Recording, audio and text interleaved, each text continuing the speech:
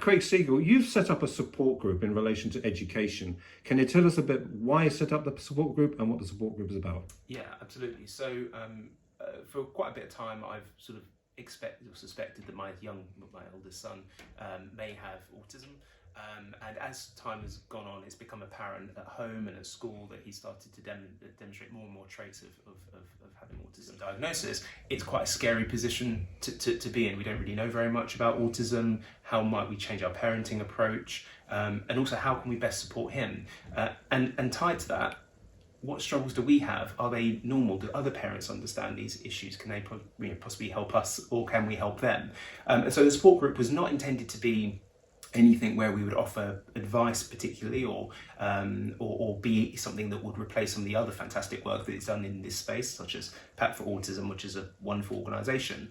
It was more actually to be support for each other, knowing that at the end of a difficult day with your child, if they are displaying certain behaviour that might be challenging, you have other parents to speak to meet up with, and generally just support each other and sort of give that reassurance that you're not alone. So when did you set up the support group and how's it going? So we set it up probably only about 2 or 3 months ago now, and I think we have around 60 members, and that's just via word of mouth, which is fantastic.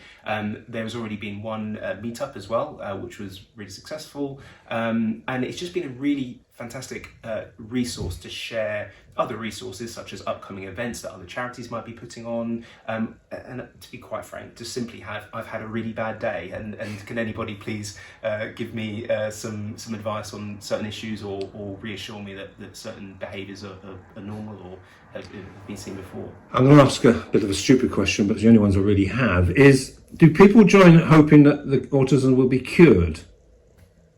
I don't think so. I haven't seen any evidence of that.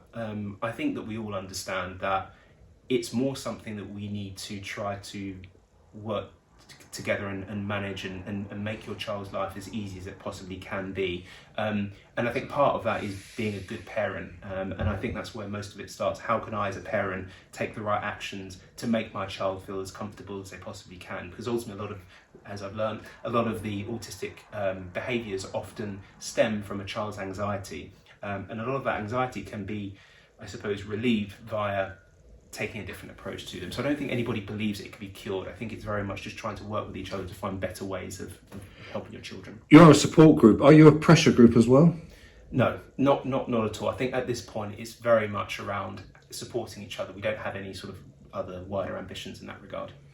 But do you have a sort of wish list? You developed this group, you've got 60 members plus. What's your wishes? How is this group going to develop? So I think our hope for the group is that, first and foremost, that we can widen our scope in the local community to help people understand that this is here, and then start putting on more social events that we can start to organise, that just gives parents of children with autism the opportunity not just to meet in person and talk to each other, but also be in an environment where it's not judgmental.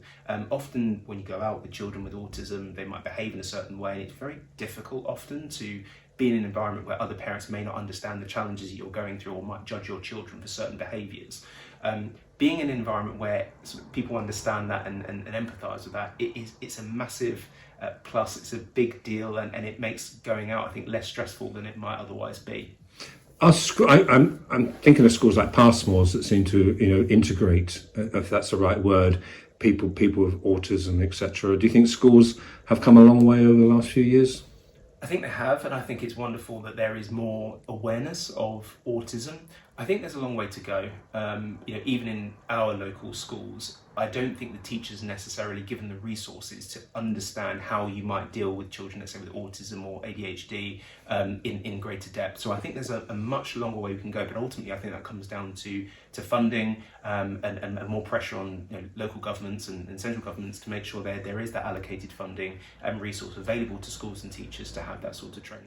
You have social media presence. Is it simply social media? You mentioned events. So are you people are you going to try and meet in person, or do you meet in person, etc.? Yeah, absolutely. So at the moment, it is just a Facebook group, and we're only on Facebook at the moment.